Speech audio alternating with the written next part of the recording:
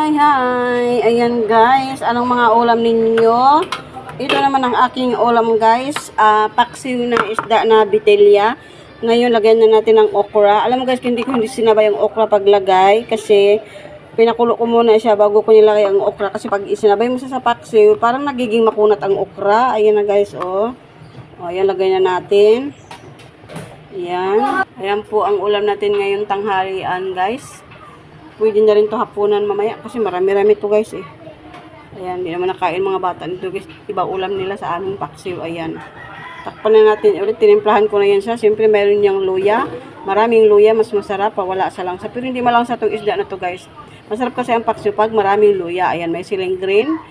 Siyempre may bawang, may sibuyas, pamintang durog. Ayan. Takpan na natin. Yan, antayin na lang natin maluto ng half cook ang ating okra ay okay na yan.